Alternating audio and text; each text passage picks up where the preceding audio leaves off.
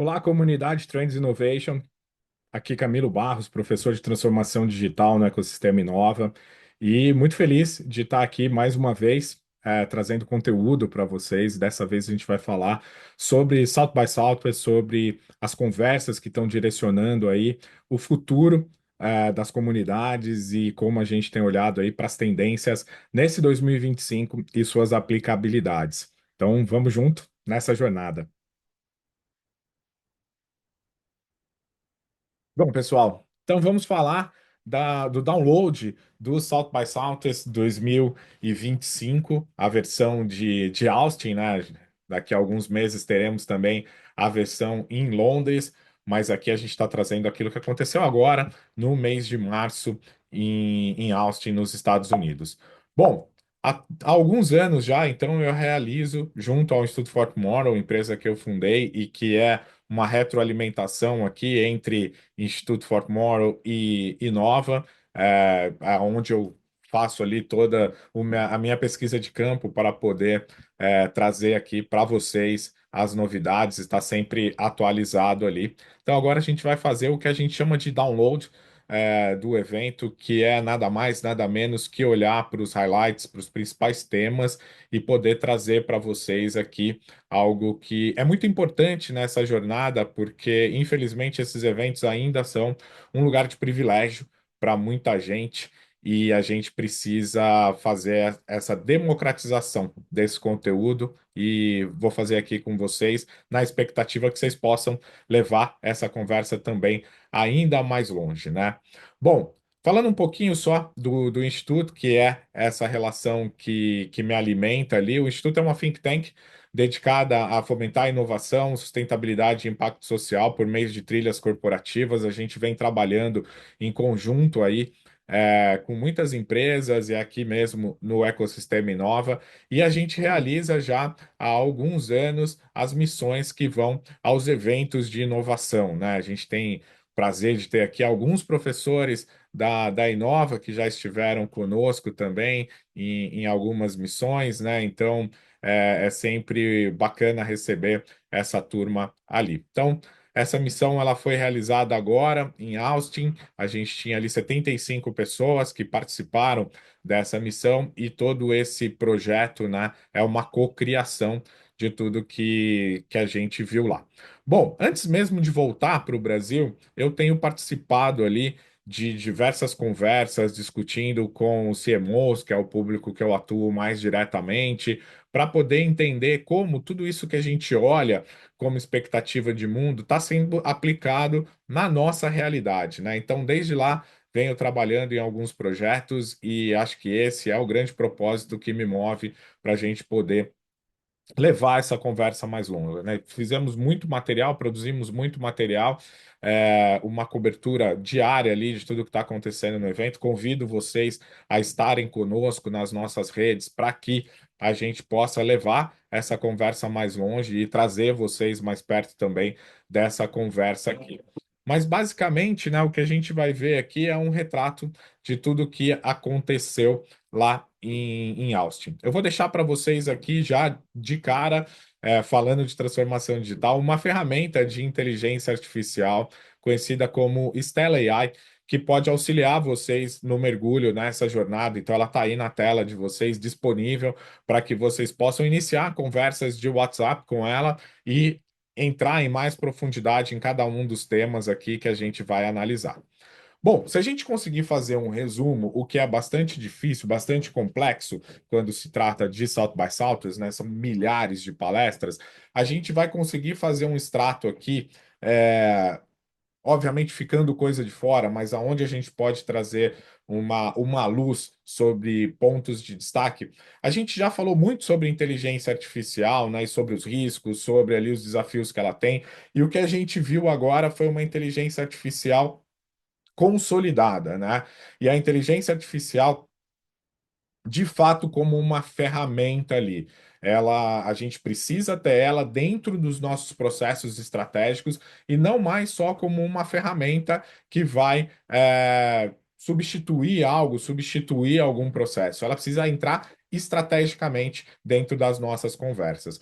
A gente vai ver um crescimento muito grande de uma indústria nova, a Creator Economy, né, que não é a evolução do mercado de influenciadores, não é a nova forma de comunicar, é sim uma comunidade que vem crescendo a cada ano e se tornando muito poderosa. E a gente vai ver aqui alguns números e algumas orientações sobre essa indústria.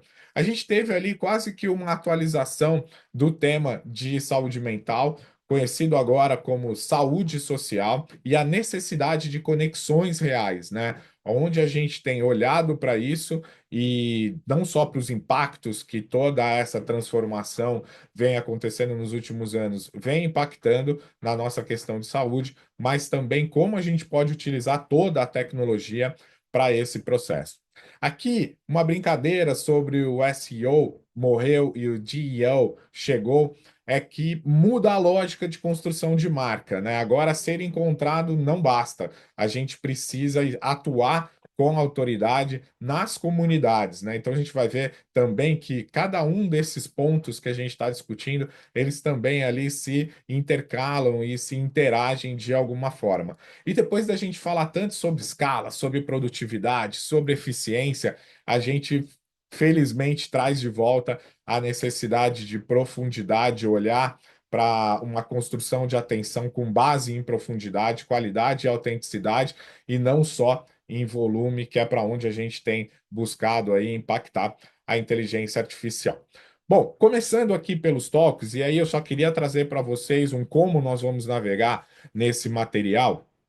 A gente vai ver basicamente, né, um talk que trouxe essa conversa, mas mais do que eu falar sobre o que foi discutido nesse talk, o que ele nos traz como lição, como a gente vai utilizar essa conversa para a gente poder de fato descer para as nossas interações, né?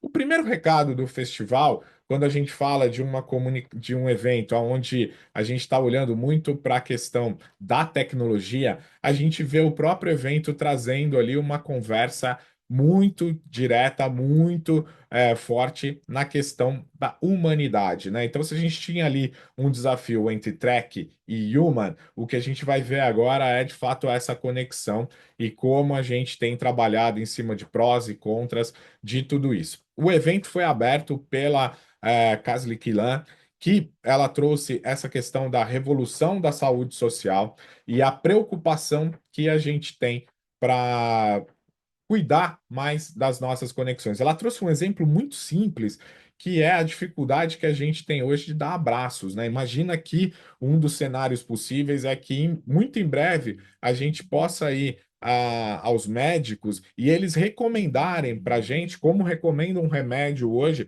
a gente ter interação social, a gente ter relacionamento com outras pessoas, né? A gente vai ver isso de alguma outra maneira também, de algum com algum outro, uma outra lente, em outros toques também. Mas é muito importante a gente entender que a gente está entrando nesse olhar de tecnologia e nos afastando da sociedade, né? E isso é muito importante a gente retomar e trazer esse olhar. Bom, eu vou passar com vocês agora aqui uma série de futuristas, de quem olha, né, como eu aqui, os futuros possíveis. Vocês têm ali uma grande professora que detalha muito essa questão das tendências. A gente tem aqui todos os relatórios da Inova, que são super importantes para a gente usar como radar, né? A gente tem muito esse olhar aqui na Inova, de olhar de fato para as tendências e trazer aplicabilidade para elas. E o que a gente vai fazer agora é olhar o que esses futuristas estão trazendo para a gente, né? A Amy Webb talvez seja o grande nome do South by Southwest, é um nome que todo ano ali é muito esperado, salas lotadas, filas, e ela lança anualmente ali a atualização do seu report, né? Do seu Future Trends Report, que eu vou deixar o link aqui para vocês, vocês vão receber esse material e vocês vão poder consumir ali muito mais em profundidade do que, obviamente, eu posso trazer aqui para vocês. E, obviamente, a Amy destaca ali que a gente está vivendo semanas em que décadas acontecem, né? Essa velocidade muito rápida das coisas, e ela traz ali algo que a gente já vem olhando há algum tempo, né?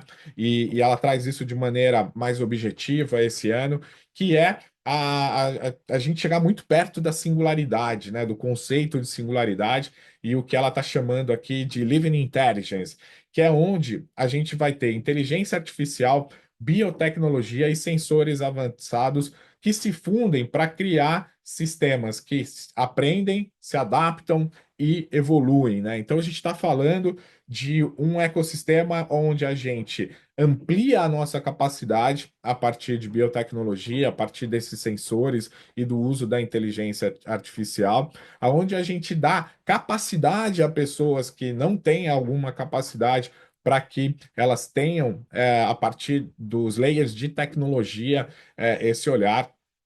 E ela traz um recado ali também muito importante quando a gente olha para algumas indústrias como tecnologia, saúde, construção, consumo, que precisam trazer a disciplina de foresight, a disciplina de strategic foresight, ou seja, olhar para futuros e não de maneira linear, como a gente está acostumado a olhar para futuros, para que a gente possa ter capacidade de antecipação a tudo isso que está acontecendo no mundo de maneira bastante intensa. Bom, o segundo que eu trago aqui é Rohit Bhargava. O Rohit ele tem ali também um reporte chamado de tendências não óbvias, né? Olhando ali para a não obviedade. E eu vou te dizer que esse ano ele trouxe ali 7 segredos não óbvios para a gente entender quem dita as tendências do futuro ali.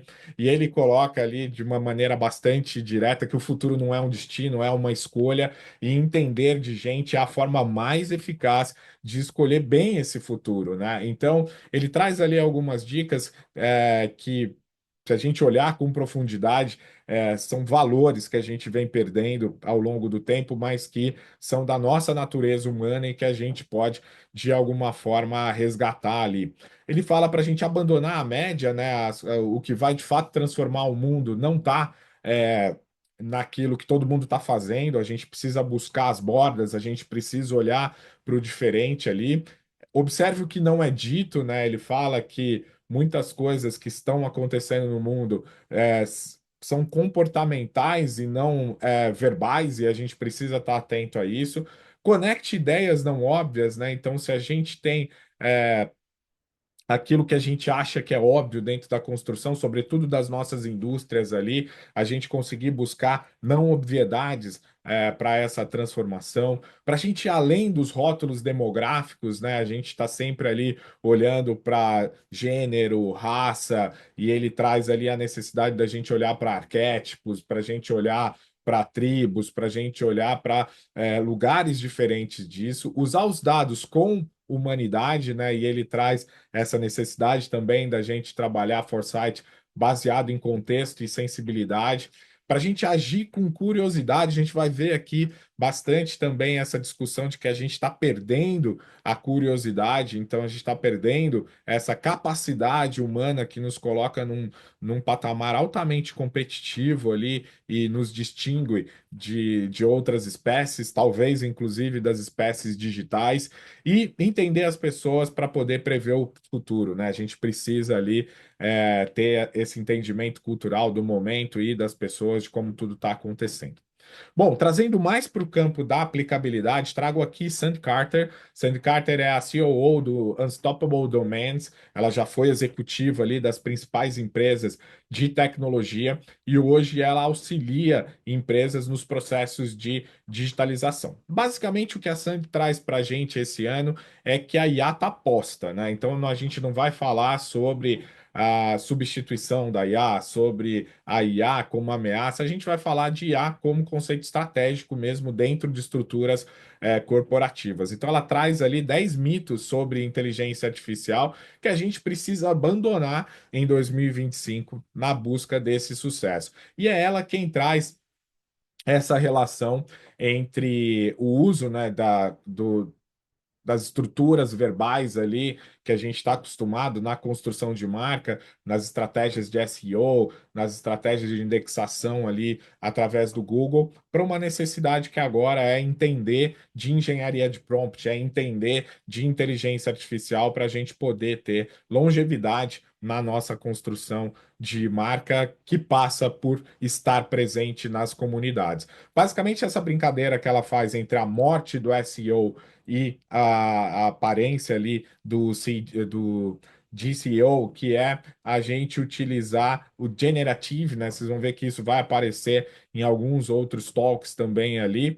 E hoje não é mais a marca que traz isso, né? Quando a gente pergunta para uma inteligência artificial sobre a nossa marca, a resposta vem de organismos que convivem ali no ambiente digital e que atuam em comunidade. Então, a gente está falando da busca no Reddit, na Wikipedia, e o quantos de nós estamos desenhando estratégias para essas plataformas que são de cocriação, são plataformas comunitárias e não mais no nosso poder, né? Como é que a gente interage, como é que a gente entra dentro dessas comunidades? Outro talvez futurista ali, mas ele é um consultor da Deloitte, o Mike Batchel, que tem trazido ano a ano um olhar muito interessante. Esse reporte deles tem alcançado ali um destaque bastante forte. E ele fala que o futuro favorece conectores de pontos não perfeccionistas de pontos, né? E ele traz ali que os profissionais T e X são mais valorizados do que especialistas isolados.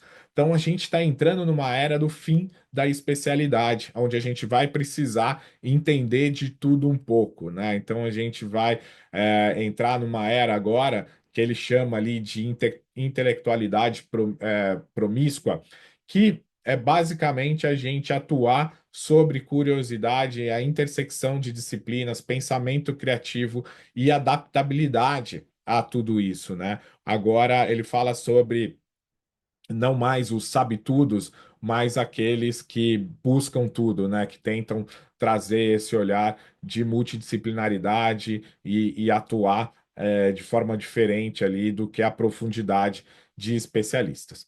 O MIT, por sua vez, ele traz ainda mais aplicabilidade para tudo isso e ele destaca ali as 10 tecnologias revolucionárias para o ano de 2025. Antes deles lançarem ali, eles trouxeram também as que não aconteceram de 2024 para 2025. Por exemplo, ele traz ali o que foi o destaque do ano passado, que foi o Apple Vision Pro, e ele traz como não aconteceu, mas a gente vai ver que não aconteceu nesse ano, mas ele já está presente em muita coisa, em muita estratégia, em muita construção de narrativa, como a gente vem falando ali. Então é muito importante a gente olhar para essas tecnologias e entender o quanto a gente está apto a atuar sobre elas, né?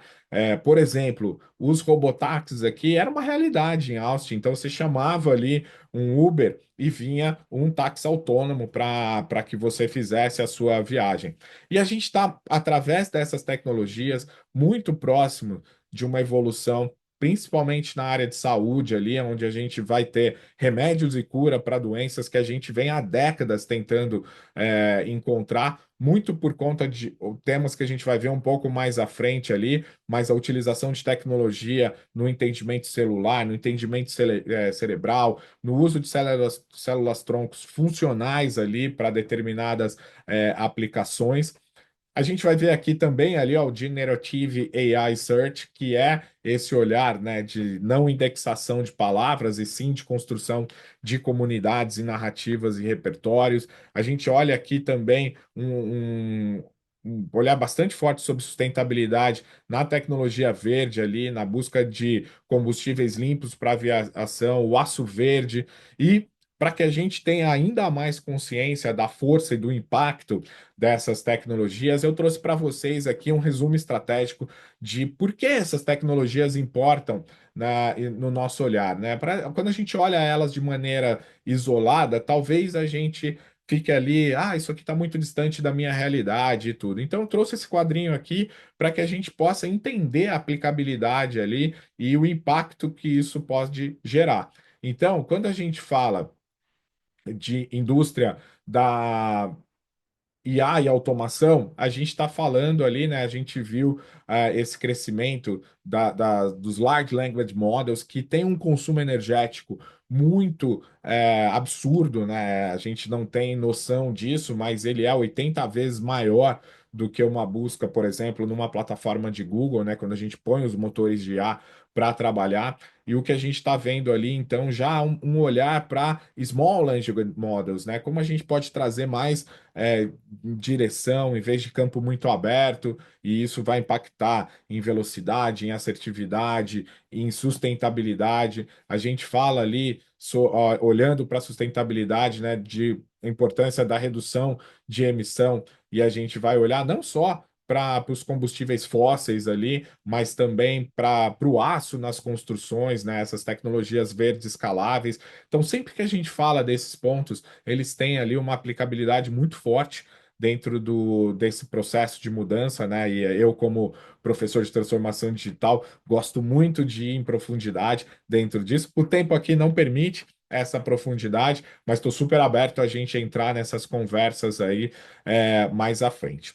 John Maeda também trouxe ali a atualização do seu reporte. O reporte do John Maeda, ele traz muito o impacto da tecnologia no design, e ele é, né, o design líder da Microsoft, e ele traz ali que a gente já está vivendo um olhar onde a gente não está mais falando só de UX, né, da experiência do usuário, a gente precisa pensar em AX, né, que é a experiência dos agentes que a gente vem construindo ali, ou seja, ele traz ali a possibilidade da gente interagir a partir das nossas inteligências artificiais, da gente utilizar inteligências artificiais para fazer tarefas e que elas se combinem, que elas convivam, né? Então, como se fosse uma rede social de agentes digitais e que podem tomar decisões pela gente por conta do repertório de aprendizado delas ali, ou seja, uma negociação, por exemplo, uma negociação financeira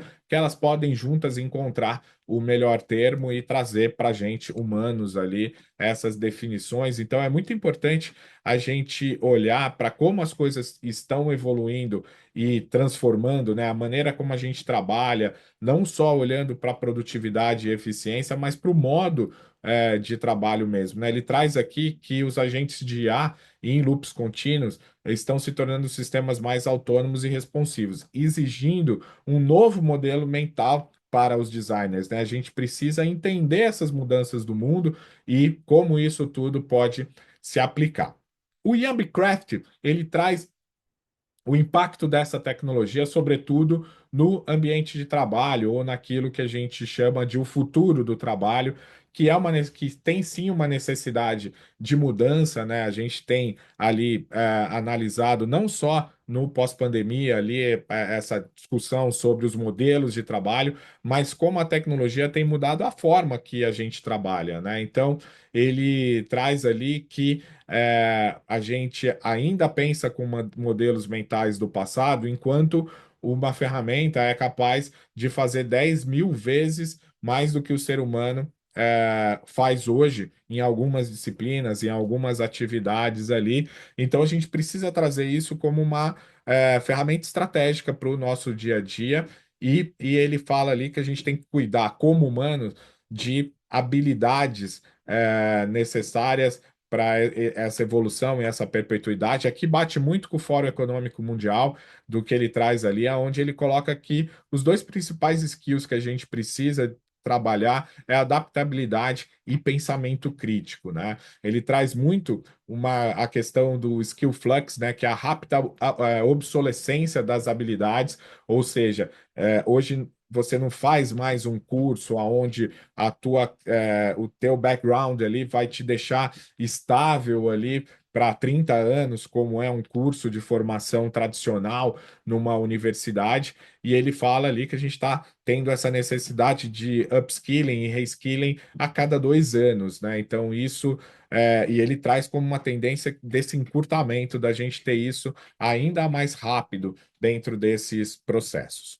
Bom, mudando um pouquinho aqui de temática e aí já trazendo para ferramentas que têm olhado para esse futuro, a grande discussão sobre dados, né, sobre o cuidado que a gente tem sobre os dados ou que a gente não tem sobre os dados, né? Então a gente teve ali a Meredith Whittaker, que é a CEO do Signal. O Signal teve aí recentemente presente nas polêmicas aí do governo americano, aonde foi criado um grupo ali para uma troca segura de informações, mas aí se convidou um jornalista para participar dessa conversa, né? Mas o que ela trata ali, basicamente, é que a gente precisa tomar cuidado com as ferramentas de relacionamento social ou as ferramentas que utilizam dos nossos dados ali de maneira vigilante. Hoje a gente utiliza muito indiscriminadamente da troca de dados, né? A gente tem um volume absurdo de dados que são coletados ali nas ferramentas de mensageria, como o WhatsApp, como o Telegram, como o iMessage, e sem a necessidade, né? A gente está falando de uma conversa peer-to-peer que não tem uma necessidade de coleta de dados como a gente tem feito, né? As plataformas têm se utilizado disso. Então, ela coloca ali, obviamente, numa posição de destaque para o Signal, que a gente utilize as ferramentas que não armazenam esses dados sensíveis ali. E ele fala que, ela traz, né, esse ponto de que a gente tem colocado em risco é, a gente mesmo, né? A gente que coloca ali e disponibiliza esses riscos e não só ali a responsabilidade das empresas de tecnologia sobre isso.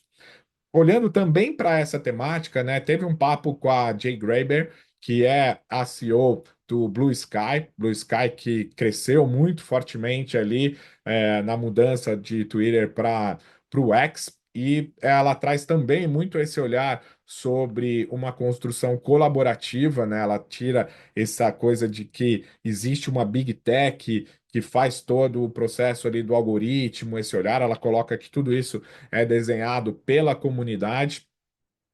E aqui entra uma análise crítica minha, porque a gente acha super interessante a gente trazer esses conceitos do controle do usuário, de quais são os dados, de qual é essa vigilância, essa governança, mas na hora que a gente entra dentro do Blue Sky, a nossa comunidade não está presente ali, a gente não se sente parte daquilo ali, a gente volta para as plataformas que oferecem esse risco, como é acusado por elas, né? Então, acho que vale aqui para esses empreendedores, né, para essas novas tecnologias, que eles tragam formas de como a gente pode criar comunidades ali, que a gente pode se sustentar dentro dessas plataformas de alguma maneira. O Douglas Rushkoff é um dos nomes que eu mais gosto ali quando a gente fala sobre o olhar desses futuros dentro dos negócios, né? E ele coloca ali que a gente precisa é, lidar melhor com essas tecnologias, né? Se quisermos um futuro digital mais humanos, precisamos reconstruir nossas conexões no mundo real, né? Essa troca ali se faz muito importante. A gente delegou muito para as tecnologias, a gente delegou muito para essas big techs ali, e a gente precisa trazer de volta para a gente tal controle, e isso é de fato muito importante. E quando a gente fala de construção, né, de desenhos de futuros, a gente está num momento ímpar da história, onde de fato a gente tem a capacidade de intervir nos futuros ali, desenhá-los de maneira desejável, da forma que a gente quer atuar sobre eles. Uma maneira um pouco mais cítrica, um pouco mais objetiva ali, a gente teve o Scott Galloway, que obviamente trouxe ali toda a culpa, né, do governo atual americano, ou talvez das interações aí crescentes da direita no mundo, aonde ele coloca esse peso, né, de tudo isso que está acontecendo nesse movimento. Mas vale dizer aqui que é um movimento construído utilizando de tecnologias digitais, mas também ali nessa busca do ser humano ali por essas mudanças ou para que freie mudanças com maior velocidade, mas ele traz aqui pontos bastante interessantes para a gente trazer para reflexão. Por exemplo, que os adolescentes de hoje se encontram 70% menos que a geração anterior, e isso vem trazendo, né, essa alienação digital. Vem se intensificando e a gente vem uma geração que já passa ali por 47% dos nossos jovens já têm ali problemas de saúde mental e, obviamente, a gente precisa trazer um olhar diferente para tudo isso. E, por outro lado, também ele traz ali que parte dessa solução está na tecnologia ali, ou seja, hoje a gente tem inteligências artificiais que têm a capacidade de analisar e prever essas emoções e atuar de maneira preditiva junto desses problemas, desses olhares ali. Bom, falando rapidamente aqui sobre o mercado empreendedor, né? Imagino que alguns de vocês aí têm esse olhar para o mercado empreendedor. A gente teve o prazer de não só assistir uma palestra do Astro Teller, que é o líder do Google X, né? Os moonshots, os projetos moonshots ali do Google, e a gente teve a oportunidade de gravar também no Tomorrowcast, que é o meu podcast, sobre o podcast, né, o The Moonshot Podcast, que ele estava lançando ali e fala sobre os anos, né, ali de trabalho do laboratório de inovação da Alphabet, que é o Google, né, e ele traz ali uma coisa que até o Google falha, né? Então, que a parte mais difícil do processo de inovação é quando de fato a gente tem que trazer ele para a realidade, né? E a gente enfrenta problemas reais e que o fracasso é essencial para o aprendizado. A gente não pode esperar a gente não errar, que o processo de inovação parte por errar e por aprender para a gente poder direcionar. E ele traz ali diversos evoluções, né, do Google, desde a hora que a gente fala do Google Earth, do Google Maps e de tudo que foi desenvolvido ali. Quando a gente fala dos óculos do Google que eles lançaram, foram até motivo ali de meme, né, de chacota na comunidade de tecnologia, mas hoje a gente vê ali, talvez ele se antecipou nesse lançamento, trouxe ali os aprendizados e outros players puderam utilizar disso e a gente vê ali um crescimento muito grande dessa tecnologia de alguma forma. A gente teve também o Mark Cuban, talvez ali uma das maiores referências para o mercado empreendedor, não só pela sua história empreendedora, mas também ali pela sua participação no Shark Tank, né, no Shark Tank Internacional, e ele coloca ali também essa questão do erro, né, que não importa quantas vezes você falha, você só precisa acertar uma vez e o mundo te chamará de gênio. Então, é importante a gente ter esse olhar para o falhanço, né, para possibilidade de falha e que a gente precisa trabalhar em cima dessas falhas e trazer ali a solução, e isso vai de fato mudar muito rápido hoje, né, com as tecnologias, com as capacidades que a gente tem, essa evolução como empreendedor é bastante importante. Uma dica que ele traz ali é que se ele tivesse 18 anos hoje, ele passaria cada minuto dele aprendendo sobre inteligência artificial. Então fica a dica aí, vamos todos aprender sobre inteligência artificial e sobre suas aplicabilidades dentro desse processo. A gente teve também o Jagger McConnell, que ele é o CEO do Crunchbase, e ele traz ali muito sobre a jornada do Crunchbase, e ele traz exatamente isso, né? Se ele fosse construir o Crunchbase hoje, ele nasceria como uma empresa de IA e não uma empresa de dados, como puramente ali análise de dados, como é o Crunchbase, e ele traz ali, obviamente, a evolução do Crunchbase baseado na inteligência artificial e como isso vem transformando não só o mercado empreendedor que participa ali da plataforma, né, e ganha cada vez mais destaque ali, mas também como ele mesmo, como CEO do Crunchbase, tem utilizado dessa evolução para melhorar o produto e as interações ali dentro do mercado. A gente teve também Josh D'Amaro, né, o segundo homem ali da Disney, o chairman das experiências da Disney, e ele trouxe um olhar ali de que a Disney ela quebrou, né, historicamente ali algumas vezes, e quando essa gestão atual da Disney assumiu, a gente vê uma transformação muito grande no negócio, baseado na tecnologia, mas na capacidade de criar narrativas interativas e que trazem de volta a emoção. Então ela coloca ali que a tecnologia basicamente tem salvado ali os negócios da Disney, e aí ele aproveitou para poder fazer ali uma plataforma de lançamentos com todos os seus diretores de cada um dos estúdios, e identificando ali como e qual tecnologia está sendo utilizada para o desenvolvimento do negócio.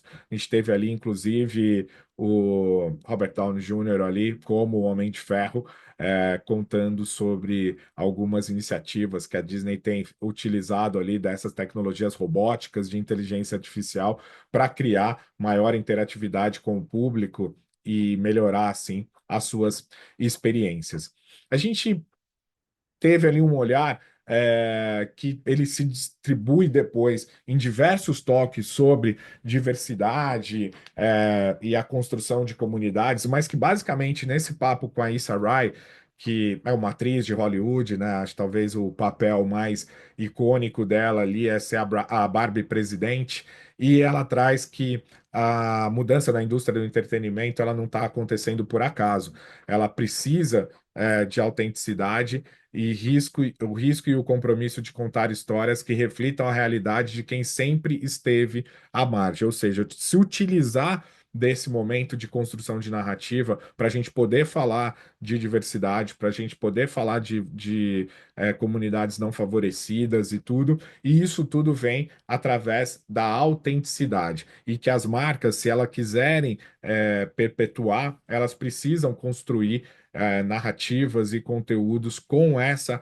autenticidade, né? Não dá mais para simplesmente entrar nessa conversa hora ou outra. É importante você fazer parte de tudo isso, e ela traz de uma maneira bastante contundente a necessidade da gente retomar a autenticidade. Lembrando que a autenticidade e profundidade caminham juntas ali, né?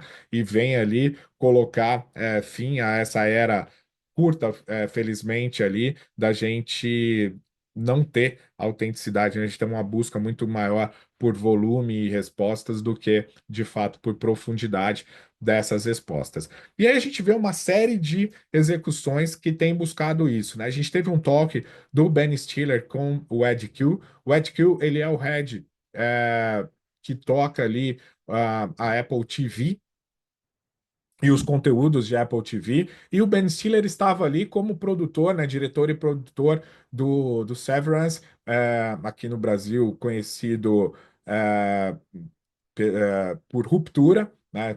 Me faltou aqui o nome da série, e ele traz ali exatamente essa capacidade, né, de autenticidade, por exemplo, da Apple entrar numa conversa, do qual ela é um dos exemplos negativos, né, que é essa questão da relação com o trabalho, de quem ali está na busca incessante do ganho, do sucesso, né? Lembrando que o Severance é uma experiência ali com algumas pessoas que estão dentro de um ambiente controlado e que traz todo esse olhar. E o Ben Stiller fala que ele tem total liberdade criativa para poder produzir a série e se utilizar, inclusive, desses arquétipos que estão presentes na Apple, né? E ele coloca ali que o sucesso da série mostra que em um mundo saturado de conteúdos, histórias bem contadas e com forte conexão emocional ainda são a chave para capturar o público, né? Então, de novo, aqui a gente vai falar de autenticidade, a gente vai falar aqui do uso da criatividade e não necessariamente só da tecnologia, que inclusive é o pano de fundo da série ali, quando se trata dessa crítica em relação a como a gente lida com a tecnologia, sobretudo dentro do ambiente corporativo, do ambiente de trabalho ali. Bom, falamos agora de Ben Lamb. Tá bastante em voga aí, né? Quem tem assistido aí TV nos últimos dias tem visto muito falar sobre a Colossal. Ele segundo ano que ele está presente ali no palco, dentro dos 4 anos da empresa, e ele vem trazendo esse olhar, né, sobre a desextinção. Então, o primeiro ano ali, ele trouxe o que seria a busca da desextinção do mamute, e esse ano ele foi ali meio prestar contas sobre a evolução disso, né, deles conseguirem ali, a partir de um roedor, chegar na linha genética desses mamutes e estarem trabalhando para isso, mas a gente foi surpreendido ali nos últimos dias é, com a volta, né, da desextinção, segundo eles, do lobo terrível e já ter ali um exercício prático desse processo que a Colossal vem olhando. E aí, quando a gente fala, a gente está falando de um lunático que está gastando ali todos os seus milhões, bilhões de dólares ali, né? A Colossal hoje ela tem um valor de 10 bilhões de dólares de mercado e que ele tem utilizado isso para um assunto que me parece mais ficção científica. Mas não, ele traz ali uma responsabilidade que esse estudo, esse processo, tem a capacidade de erradicar 90% das doenças, que isso pode trazer purificação das águas, purificação da nossa alimentação, tudo porque a gente está entendendo o que levou à extinção e, de alguma forma, ali trazendo isso como estudo, né? Talvez não seja para repopular o mundo a partir dessas espécies extintas, mas entender as causas, né? Então tem um subliminar ali bastante interessante para a gente poder debruçar e se aprofundar nessa conversa.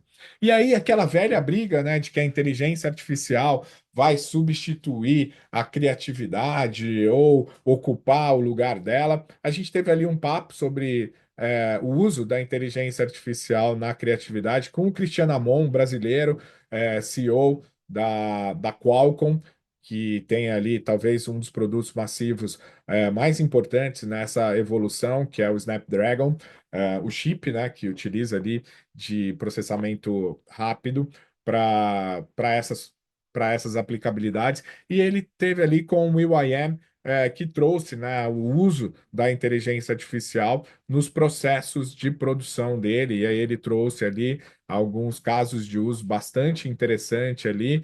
E aí a gente vê, né, que um dos casos de uso ali do chip, né, do Snapdragon, são os wearables de realidade aumentada ali, como, por exemplo, o óculos Meta Ray-Ban, que tem essa capacidade, né, de interpretar o ambiente. Agora eles já vão ter uma inteligência artificial generativa ali no device, trazendo isso. Então, volta lá na hora que a gente falou sobre algumas coisas que não deram certo e que não deram certo naquele momento, mas elas surgem ali de maneira bastante positiva para isso.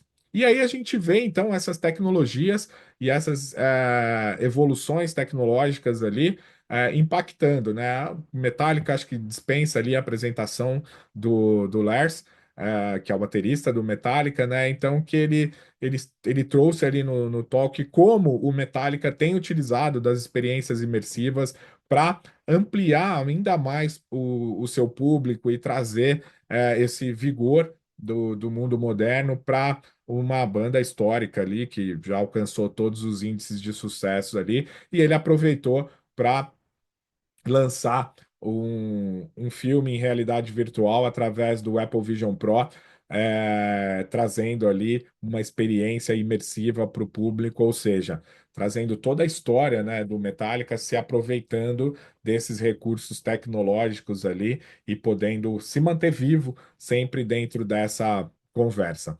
E a gente tem visto também esse movimento aonde os influenciadores, creators, invadem Hollywood e os atores de Hollywood invadem os games, né? A gente vai ver game de uma maneira muito forte ali e, e aí o desafio, né, desses atores de Hollywood quando eles decidem ir para a indústria do game é como eles precisam também ter profundidade nas suas relações ali e consigam se relacionar de maneira muito ativa num público que é altamente fiel aos seus produtos obviamente, ao uso da tecnologia, né? Então, o Conan O'Brien ali traz a importância das plataformas de game ali e de como ele foi parar dentro dessa indústria ali, que tem sido uma indústria em grande crescimento e uma nova oportunidade para os atores de Hollywood ali. Na mesma linha do uso da tecnologia para gente poder trazer perpetuidade dentro do ambiente de criatividade ali. A gente teve esse papo, né, com o John Fogerty e o Tom Morello, falando sobre como a tecnologia pode amplificar esse talento humano, né? E ele traz uma frase que para mim é uma das melhores do South by Southwest desse ano, que se você quiser ser famoso, estude os algoritmos, né? A gente precisa entender dessas tecnologias. Se você quiser ser músico, você pratica, mas se você quiser ser de fato artista, descubra o talento dentro de você, e o que tem de novo para compartilhar com esse público. E aqui ele fala, inclusive, como as plataformas digitais têm trazido uma monetização mais assertiva para quem produz, né, música ali, e como a inteligência artificial tem atuado na proteção desses direitos autorais ali. Bastante interessante esse papo ali. Bom, descendo um pouco mais aqui para o ambiente da criatividade, a gente traz aqui um componente que é a neurociência na construção de storytelling ali. Esse papo ele foi bastante comovente para os brasileiros, porque um dos eventos, dos exemplos que foi demonstrado pela Cherry foi a campanha da Volkswagen, né, com Elis Regina e Maria Rita, mostrando ali como a inteligência artificial pode, de fato, criar emoções e que vão despertar essa relação direta com a marca, sem entrar em polêmicas aqui dessa discussão, mas ela traz muito essa construção do uso de como a gente pode entender o cérebro das pessoas e como a gente pode utilizar dessas tecnologias para poder fazer essa conexão. Ela traz também o exemplo ali do Jeremy Renner, né, que teve um acidente grave lá em 2023, e a gente teve ali uma construção em cima do tênis, né, que ele utilizava, que era um tênis da Brooks, que acabou passando a Nike, né, ultrapassando a Nike ali no segmento de corrida por conta dessa conexão, de como essa história foi contada a partir da reconstrução desse ator, né, e de todo o processo ali que passou ali. Então, o uso da tecnologia, como ele se relacionou com esse período, né? E se tornou embaixador da marca ali, como que até ela é colocada no vídeo ali que salvou ele de ter ali problemas físicos e afins. E então, falando desse estudo do cérebro, né, a gente está sempre buscando ali viralizar, né? Então, ela coloca a Vivian Pupa, ela traz a questão da viralidade ser altamente previsível, né? Então, que esses grandes nomes da Creator Economy, eles não viralizam por acaso, eles atuam ali sob estudos, né, bastante densos de neurociência para que eles possam entender o que eles precisam fazer para que eles tenham esse impacto emocional, essa conexão com a audiência e que possa gerar essa viralidade, né? Eu posso dizer bastante sobre este ponto aqui, né? Eu trabalhei por 6 anos com uma tecnologia de inteligência artificial que buscava exatamente isso. Como é que a gente podia trazer para as marcas uma melhor execução criativa que aumentasse o KPI de sucesso que a gente estava buscando com aquela campanha. Isso é real, isso já está em utilização, então é super importante a gente acompanhar esses movimentos aqui. Mas de outro lado, né, a gente vê também as marcas que se utilizam da relação humana, né, da forma do entretenimento, por exemplo, de como as marcas têm se relacionado aí com o público de uma maneira mais humana também. E aí a gente tem exemplos ali como o Duolingo, que tem sido um case de sucesso, como o Liquid Death, né, que é uma narrativa em cima de uma água e que tem ali um público que se transformou numa comunidade altamente poderosa ali. Então, isso é muito importante para essa construção de universos e comunidades. Bom, a gente vai entrar num campo aqui, é um dos últimos que eu trago no destaque para vocês aqui, que é sobre saúde. E a longevidade talvez seja um dos temas mais discutidos ali, né? A gente está muito próximo da gente ter essa perpetuidade biológica, como eles chamam ali, e como a tecnologia tem prolongado a vida e melhorado a sua qualidade. Gente, esse ponto aqui é muito importante, ele não é só de dentro do ambiente, na hora que a gente vai falar de saúde ou algo nesse sentido, porque ele vai muito além disso. Na hora que a gente fala de longevidade, a gente vai impactar, por exemplo, no trabalho, né? No futuro do trabalho. A gente fala de relações sociais, a gente fala de que se a gente vai viver por mais de 100 anos, né? Como é que é o plano de vida das pessoas? Isso tudo está diretamente ligado a esse impacto, né, da longevidade. A gente teve ali o Brian Johnson, que, para quem não assistiu ainda, assista o Don't Die na Netflix, né? Ele está utilizando do próprio corpo para poder buscar essa longevidade, né? Hoje ele fala ali na capacidade dele tomando seus 800 comprimidos dentro de um protocolo rigoroso ali, que ele atua, de que ele já tem ali um preparo para mais de 130 anos, né? E ele vai buscar essa morte biológica ali, e ele coloca que isso ele vai evitar, né, a morte biológica, através desses estudos, né? Tem um protocolo que, obviamente, ele traz ali, que basicamente passa por qualidade do sono, passa por atividade física, por relações sociais e muito, obviamente, por alimentação aqui. Então, acho que vale também a gente entender um pouquinho do para onde a gente está indo nesse olhar. E a gente tem aqui algumas coisas já bastante tangíveis ali em termos de evolução dentro da área de saúde. A gente tem o Dr. Alisson Motori, que é um médico brasileiro, uma referência ali no estudo do cérebro em laboratório. Acho que aqui vale um disclaimer de que atualmente, né, a gente só consegue estudar o cérebro morto, porque é a forma que a gente consegue ter ele em laboratório. E a partir é, da construção ali, né, de sintética de células troncos e do que ele chama de brain organoids, que são estruturas cerebrais cultivadas em laboratório, ele consegue entender essas doenças. Um bom exemplo que ele traz ali é que foi possível, a partir desse estudo, mapear o impacto do vírus do Zika, nas doenças do cérebro, né? Lembrando que recentemente ali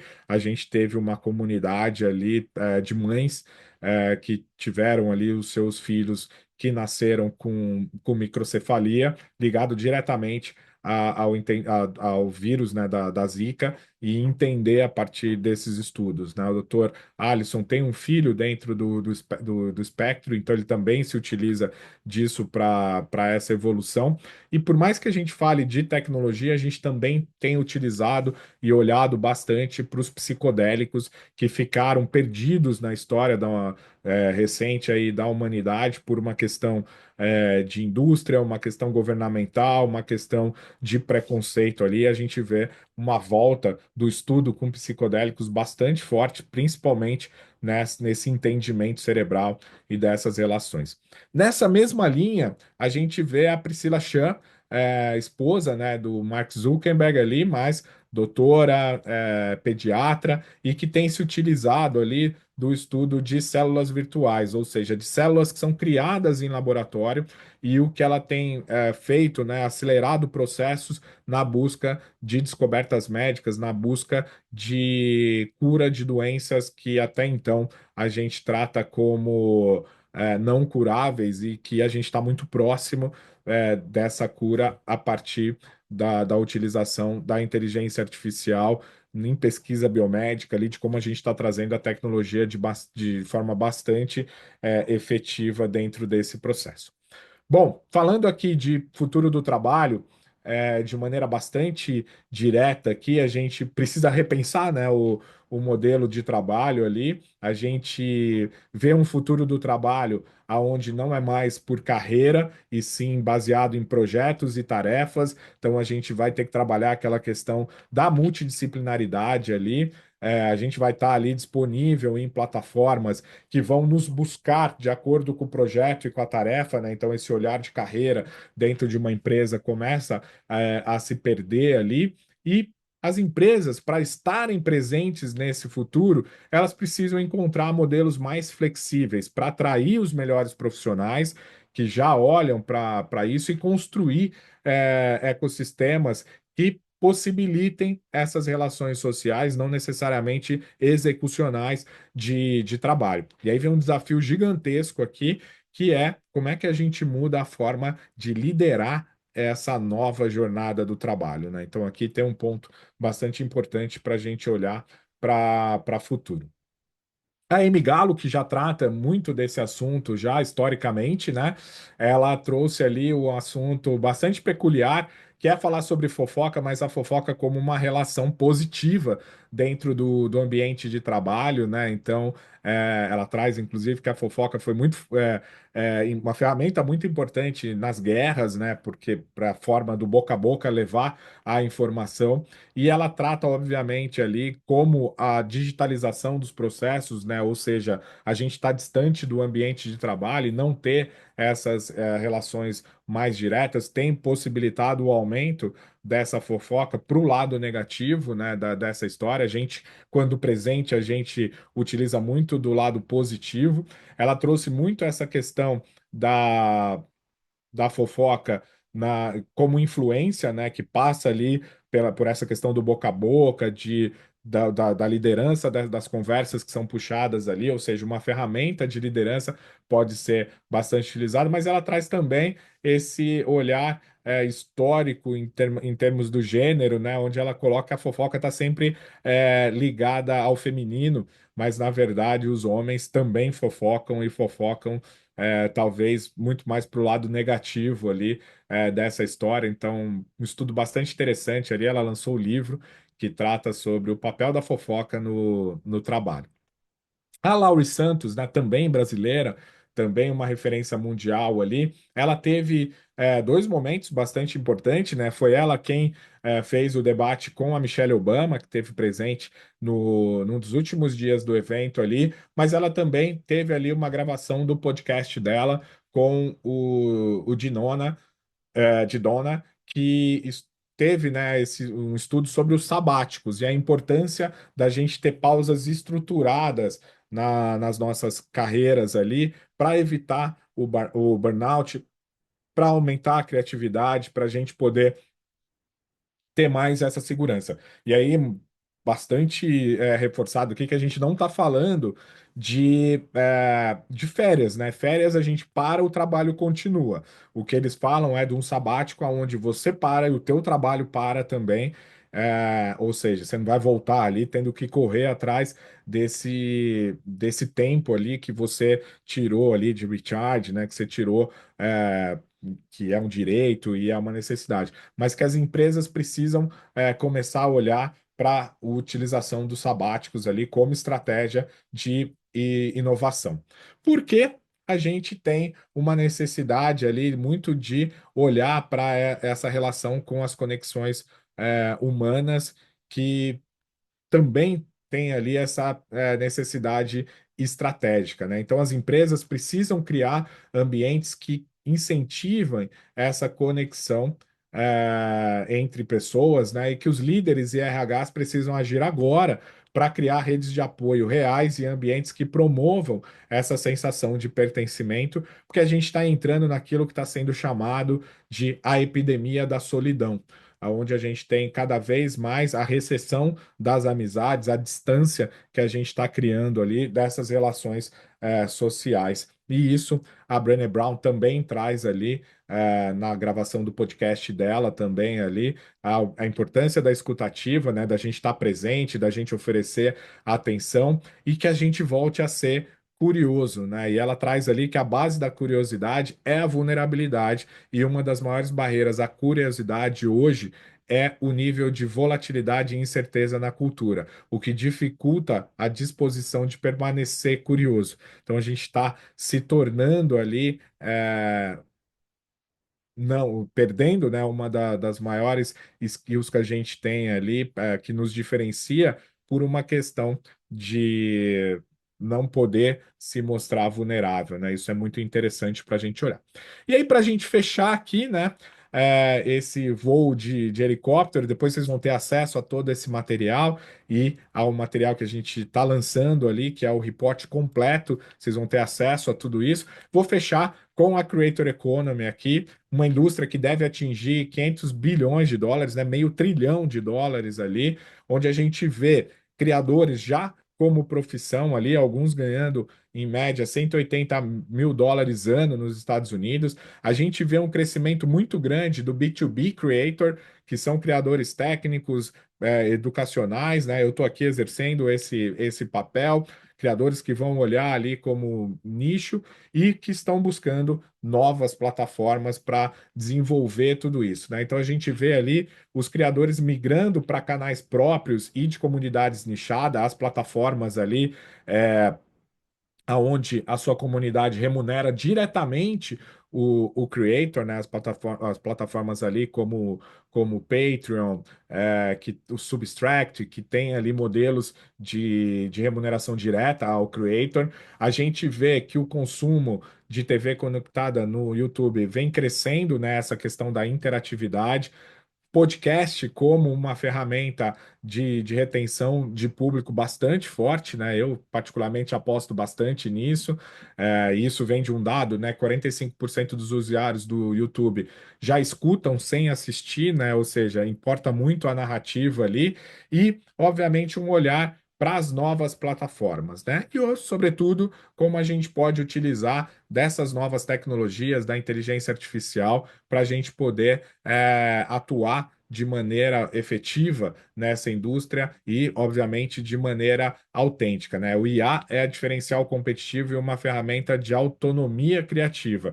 Quando bem usada, aumenta a eficiência sem matar a autenticidade. Então é importante a gente saber se utilizar dela. E aí, o Jim Lauderbeck, para a gente fechar aqui, CEO da Vidcon, né, uma das maiores referências dentro dessa indústria, trouxe ali cenários sobre o futuro da Creator Economy, e ele traz ali que o mercado está mudando já, né? A Creator Economy já está mudando, acompanhando essas evoluções, e ele traz ali algumas dicas como construir as suas comunidades próprias fora das grandes plataformas, né? Aí entra o que eu falei agora recentemente ali sobre Substract, sobre Patreon, sobre essas plataformas, aproveitar a inteligência artificial como ferramenta de produtividade, mas sem perder a autenticidade, essa relação direta, né,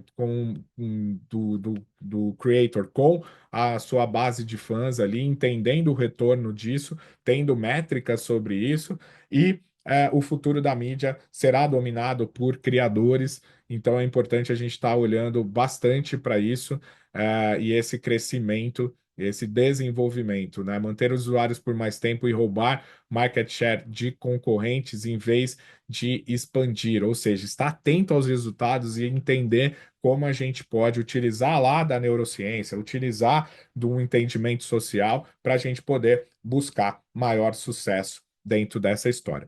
E aí, só para que vocês possam levar aqui alguns takeaways, né? Eu dividi aqui em alguns grupos, né?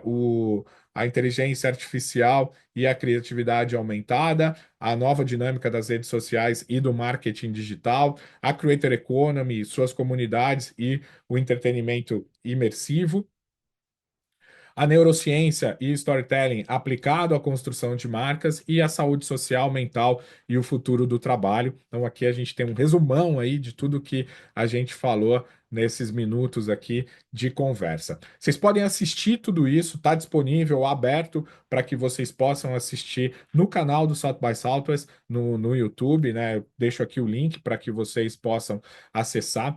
No podcast, no Tomorrowcast, a gente tem feito ali um download agora, a gente fez um upload com vários especialistas e agora a gente está fazendo o download, descendo nessa conversa e entendendo a aplicabilidade de tudo isso.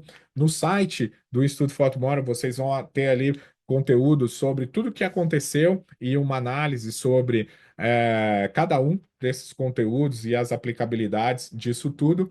E eu convido vocês a poder se inscrever na nossa newsletter, onde vocês vão poder receber o material completo do Report 2025 do Instituto Fort Memorial sobre o South by Southwest, para que vocês possam ler com mais profundidade. Tem ali uma série de dicas de como vocês podem se aprofundar em cada um desses assuntos. E se você está vendo esse material antes do nosso download oficial, fica aqui também o convite para que vocês possam participar presencialmente dessa conversa.